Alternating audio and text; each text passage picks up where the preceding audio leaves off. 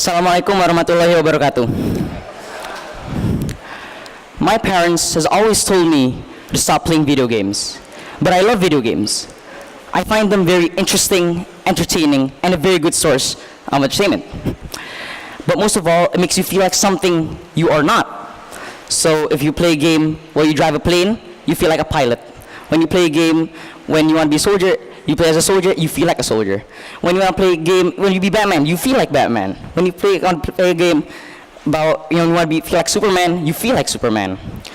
But my parents has always told me to stop playing video games.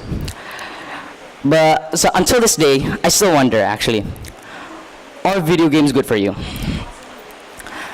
Once it was a Saturday morning, I was done with all my homeworks, with all my school assignments, so I wanted to play games and just relax.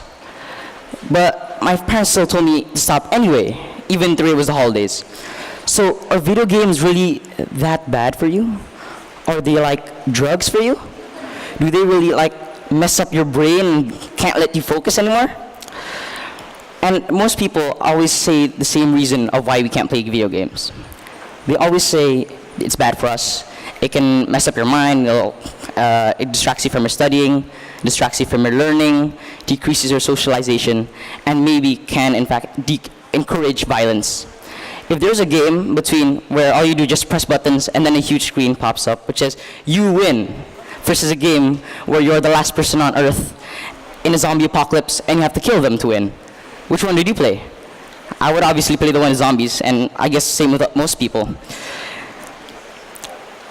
But there's actually a brighter side, a better side, a side people really bother to ask, and that is the positive side.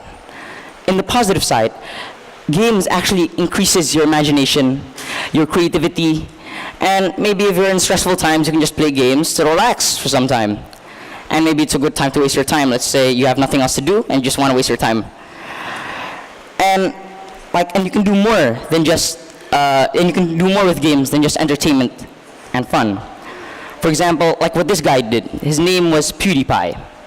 He is a YouTuber with the most subscribers on YouTube.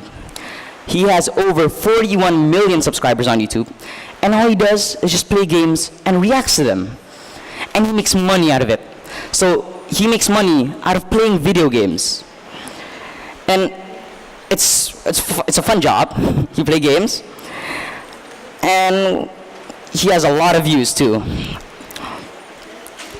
Some people also say it can decrease socialization. But they're right a long time ago. I don't think they're right anymore. And why is that? Well, right now there's something called multiplayer. In multiplayer, you can play with your friends, so it's like a virtual reality where you can play as the characters you want and play with your friends.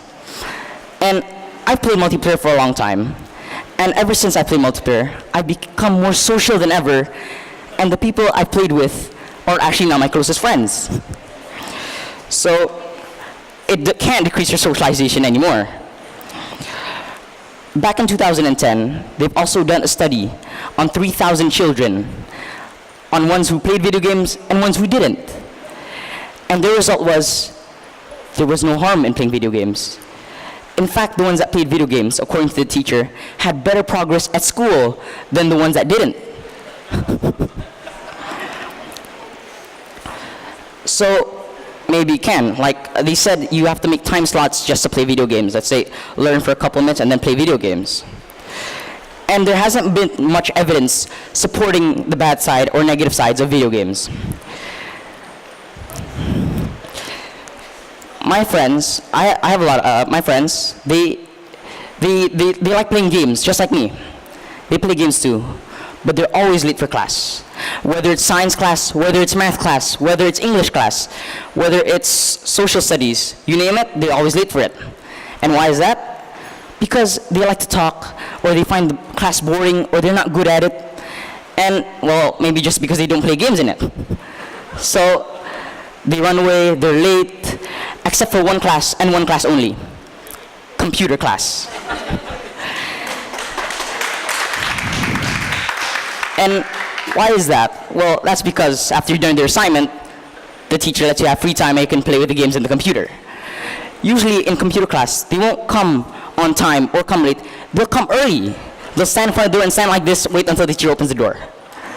So just because they want to play the game, when the teacher opens the door, they would run in and find the game with the computer.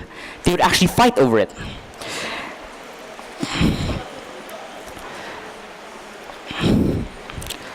And you can see this picture over here. And this is a gaming controller connected to a brain. And the brain, it says level up. Level up is a common phrase used in gaming as an upgrade. So you complete these much points, you have this much, you level up, and you get a new upgrade. Again, certain points, and level up, and level up, and level up. So in here, it says level up in our brain. In other words, improving our brain. In other words, learning. So we learn with games. And this is called gamification. It's a real word. And I would like to actually gamify learning. Kids love games. They play them a lot. How about they play it at school? They'll never be late for class. There's always games in class now. So they'll be excited to go to class. There'll be no more, I don't want to go to school. It's boring. So, and they actually want to go to school because you play games in it. Just because you play games in it. And I have an example of a game that we can actually use to learn. Minecraft. Minecraft is a sandbox game which you can do anything you want. You name it, you can do it. Your only limit is your imagination and creativity. And you can build anything you want, from an airport to office buildings to schools to playgrounds. You can do anything. And in here, there's something called redstone. Redstone is an item you can get in Minecraft from only mining in the deep, mysterious, big caves of Minecraft. And once you get it, you can make buildings that move. And this redstone works exactly like electricity in your life. I've seen this guy, he built a calculator. And with the calculator, it was an actual working calculator. He said he needed computer science to make it, he needed math to make it, and he used a lot of redstone. So basically, instead of just building buildings that just freeze and you can't do anything with it, you actually do something with it, and it can actually move. So games can be useful for us if we use it wisely. Now, I want to ask you guys, are we using it wisely? Waalaikumsalam warahmatullahi wabarakatuh.